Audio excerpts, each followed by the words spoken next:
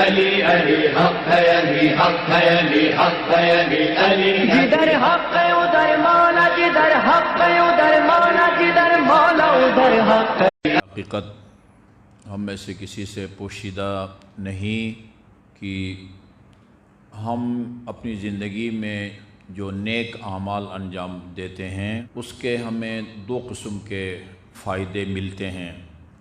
ایک قسم کا فائدہ وہ ہے جو اسی دنیا میں ہمیں مل جاتا ہے، اسی دنیا میں اس کو ہم اس عمل کا اثر وضعی، قدرتی اثر بھی ہم کہہ سکتے ہیں، اور ایک فائدہ اس کا روز آخرت ثواب کی صورت میں، جنت کی صورت میں ملتا ہے۔ اسی طرح جو گناہ ہم سے سرزد ہوتے ہیں اس کے بھی دو قسم کے نقصانات ہمیں اٹھانے پڑتے ہیں، ایک اسی دنیا میں اور دوسرا آخرت میں عام سزا کی صورت میں ہو، جہنم کی صورت میں ہو۔ اس دنیا میں اچھے کام کے فوائد میں سے ایک فائدہ جو والدین کے حوالے سے ہے، اس مجلس میں بھی خصوصی طور پر بانی مجلس کے والدین کا ذکر کیا گیا ہے، اور آیہ کریمہ میں بھی والدین کا ذکر کیا گیا ہے۔ شیخ عباس قمی رحمۃ اللہ علیہ، جنہوں نے یہ مفاتیح الجنان لکھی ہے، ان کی ایک کتاب ہے المنازل الآخرہ۔ انہوں نے بہت قیمتی کتاب ہے۔ میں سمجھتا ہوں کہ جو لوگ غیب کے قائل ہیں، غیبی طاقت کے قائل ہیں، روحانیت اور معنویت پر ایمان رکھتے ہیں، ان کے پاس یہ کتاب ہونی چاہیے، المطالب الفاخرہ فی المنازل الآخرہ۔ اس میں ہمارا جو آخرت کا سفر ہے اس کے آغاز سے لے کر قیامت تک اس پورے دورانیہ میں جو ہمیں مشکل پیش آ سکتی ہے اس مشکل کے حل کا طریقہ بتایا ہے۔ المطالب الفاخرہ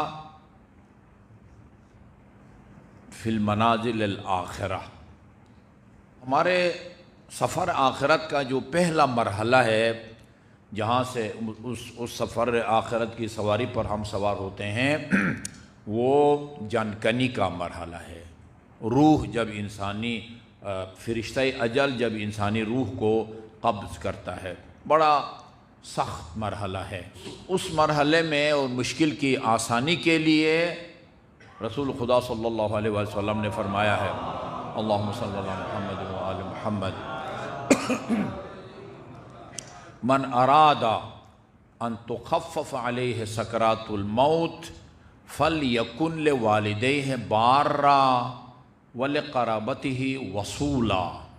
جو شخص یہ چاہتا ہے کہ میری یہ سفر آخرت کا جو پہلی منزل ہے وہ آسان ہو، یعنی جانکنی اور قبض روح کا مرحلہ آسان ہو، فلیکن لوالدیہ بارا، اسے چاہیے کہ اپنے والدین کے ساتھ بہت زیادہ نیکی کرے، نیکی، بار،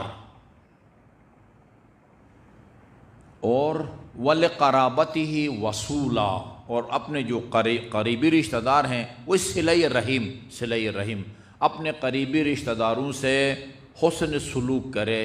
ان دو اعمال کے نتیجے میں یہ سکرات الموت، جانکنی کا مرحلہ آسان ہو جاتا ہے۔ اچھا، اور ایسا بھی نہیں ہے کہ یہ والدین سے نیکی کا جو فائدہ ہے یہ ہم صرف اس صورت میں حاصل کر سکیں کہ والدین زندہ ہوں اور ان کے ساتھ نیکی کریں، اچھا کھانا دیں، اچھا لباس دیں، اچھی رہائش دیں۔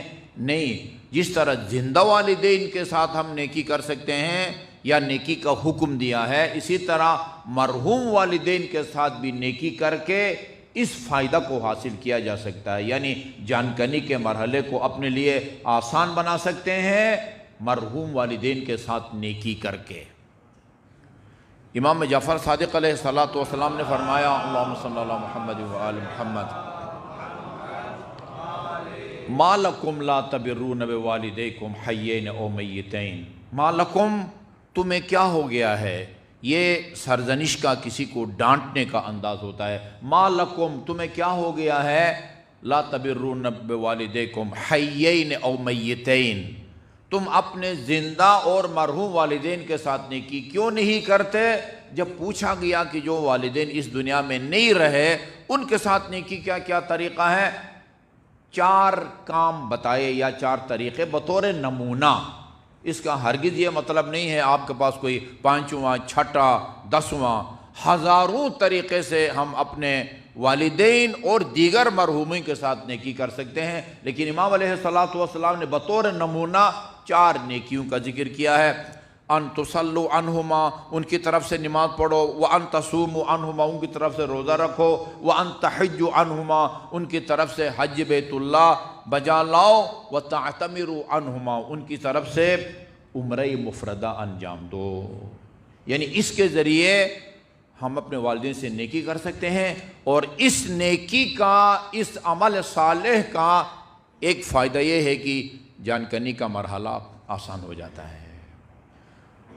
اور ایک اور روایت میں ہے کہ جو آدمی اپنے والدین کے ساتھ نیکی کرتا ہے یا احسان، اس کے رزق حلال میں بھی اللہ تعالیٰ وسعت عطا فرماتا ہے، اور اس کو عمر دراز بھی اللہ تعالیٰ عطا فرماتا ہے، عمر دراز. اور بعض اوقات اسی نیک عمل کا، برائی کا بھی اسی دنیا میں انسان کو سزا مل جاتی ہے، آخرت کی سزا کے علاوہ اسی دنیا میں وہ سزا مل جاتی ہے. امیر المومنین نے 3 گناہوں کا ذکر کیا ہے، فرمایا ثلاثۃ لا يموت صاحبہن حتی یذوق وبالہن. 3 گناہ ایسے ہیں جو بھی ان کا مرتکب ہوگا، جو بھی ان 3 گناہوں میں سے کوئی گناہ کرے گا، مرنے سے پہلے اس کو اس کی سزا مل جائے گی. نہیں مرے گا ان گناہوں کا مرتکب جب تک وبال ہے نا جی، وبال جان کہتے ہیں نا، وبال جان، جب تک ان کی سزا وہ نہ بھگتے. ان میں سے پہلا گناہ جو بھی اس کا مرتکب ہوگا اس کو اسی دنیا میں سزا ملے گی، البغی، ظلم. ظالم کو اللہ تعالیٰ اس کی موت کا بھی انتظار نہیں کرتا، اسی دنیا میں جلدی یا دیر سے اسی دنیا میں اللہ تعالیٰ اس کو سزا دے دیتا ہے. تاریخ گواہ ہے، آپ کا مشاہدہ بھی ہے کہ اللہ تعالیٰ نے کس طرح ظالموں کو ان کے ظلم کی اسی دنیا میں مرنے سے پہلے سزا دے دی ہے. قدیم تاریخ میں بھی اس کے نمونے ملتے ہیں، ہماری جدید یعنی آج کے دور یا آج سے چند سال پہلے کے ظالموں کو ہم نے دیکھا ہے کس طرح اللہ تعالیٰ نے ان کو انتہائی ذلت کی حالت میں اسی دنیا میں ان کو ان کے ظلم کا مزہ چکھایا ہے. 1 نمبر 2 قطیعۃ الرحم، قطع رحم، والدین، اولاد، بہن بھائی، خالہ پھوپھی، رحم. آپ کہہ سکتے ہیں کہ جو بھی کسی مرحلے میں انسان کے مرنے کے بعد اس کی جائیداد کا وارث بن سکتا ہو وہ رحم ہے. البتہ کوئی قریب کا ہے، کوئی دور کا ہے. اولی الارحام بعضهم اولی ببعض فی کتاب اللہ. سب سے پہلا نمبر والدین اور اولاد کا ہے، پھر بہن بھائیوں کا، بھانجا بھانجوں کا، اور ماموں وغیرہ، یہ سلسلہ ان کا چلتا ہے. 2 ظالم کو اللہ مرنے سے پہلے دنیا میں سزا دیتا ہے. قطیعۃ الرحم، قطع رحم کرنے والے کو بھی اللہ تعالیٰ اسی دنیا میں سزا دیتا ہے. اور الیمین الکاذبہ، جھوٹی قسم کھانے والے کو بھی اللہ تعالیٰ اسی دنیا میں سزا دے دیتا ہے. جھوٹی قسم، سچی قسم کھانا مکروہ ہے. امام سجاد کے ایک اراضی زمین کا ٹکڑا، کہیں آج کی زبان میں پلاٹ، اس پر کسی نے غلط دعویٰ دائر کر دیا، یہ پلاٹ آپ کا نہیں ہے، میرا ہے. ہوتا رہتا تھا، امیر المومنین پر بھی کچھ لوگوں نے اس طرح کے، یہ زیرہ میرا ہے اور پتہ نہیں یہ. تو اچھا، اس کے پاس ہمیشہ اصول یہ ہے کہ جو دعویٰ کرتا ہے عدالت میں گواہ پیش کرنا اس کی ذمہ داری ہوتی ہے. اگر مدعی اپنے دعویٰ کے حق میں گواہ پیش کرے، قاضی جج اس کے حق میں فیصلہ صادر کر دیتا ہے. اس کے پاس گواہ نہ ہو، پھر جس کے خلاف دعویٰ دائر کیا گیا ہے منکر یا مدعا علیہ، جج اس کو کہتا ہے کہ اچھا یہ مدعی کے پاس گواہ تو نہیں ہے، اب اس کو بے دخل کرنے کا طریقہ یہ ہے کہ آپ قسم کھائیں۔ قاضی نے کہا کہ اس نے دعویٰ تو کیا ہے کہ یہ پلاٹ اس کا ہے لیکن گواہ نہیں ہے۔ امام سجاد سے کہا اس کو بے دخل کرنے کے لیے آپ کو قسم کھانی پڑے گی۔ 100% امام کا حق تھا، فرمایا میں قسم نہیں کھاتا، اس لیے کہ اللہ تعالیٰ نے فرمایا اپنے کلام پاک میں لا تجعلوا اللہ عرضۃ لایمانکم، اللہ کے اس اسم جلالہ کو اپنے قسموں کا نشانہ مت بناؤ۔ میں نہیں لوں گا یہ پلاٹ۔ اللہم صلی علی محمد وآل محمد۔ احسان کا کیا مطلب ہوتا ہے؟ ہم جو اردو دان ہیں، ہم احسان کا لفظ جب کہیں ہم سنتے یا پڑھتے ہیں تو آپ کے ذہن میں احسان کا کیا مطلب لیتے ہیں؟ آپ فلاں نے فلاں پر احسان کیا، اچھا جی کسی دفتر میں اس کا کام پھنسا ہوا ہو، کام کر دیا، ہاں وہ احسان ہے۔ قرض مانگا، ہاں آپ سے کسی نے، آپ نے اس کو قرض دے، یہ سب احسان کے زمرے میں آتا ہے۔ لیکن والدین سے جس احسان کا اللہ تعالیٰ نے حکم دیا ہے اس کا یہ مطلب نہیں ہے جو عام حالات میں لفظ احسان کو سن کے ہم اس کا ایک مطلب سمجھتے ہیں۔ امام نے فرمایا والدین کے ساتھ احسان کا مطلب یہ ہے، میں نے عرض کیا زندہ والدین کے ساتھ بھی ہم احسان کر سکتے ہیں، نیکی کر سکتے ہیں، مرحوم، لیکن یہ جو احسان کا طریقہ بتایا ہے وہ زندہ والدین کے ساتھ زیادہ میل کھاتا ہے۔ احسان کا مطلب کیا ہوتا ہے؟ والدین کا احسان کا مطلب یہ ہے کہ تم ان کی عمر، سن و سال، موسم اور ان کی صحت کے مطابق ان کی ضروریات زندگی کا خیال رکھو۔ احسان کا مطلب یہ ہے کہ وہ جو موسم ہے اس کے مطابق ان کو لباس بنا کے دو، جیسی عمر ہے ان کو ویسے ہی ان کو خوراک مہیا کرو، جیسے ان کی صحت ہے ویسے ان کے لیے خوراک مہیا کرو۔ والدین کو اس بات کی بھی زحمت اور تکلیف نہ دو کہ وہ تمہارے سامنے اپنی ضروریات زندگی کا اظہار کریں، بیٹے مجھے یہ لا کے دو، ایسے کپڑے لا کے دو، ایسا کھانا۔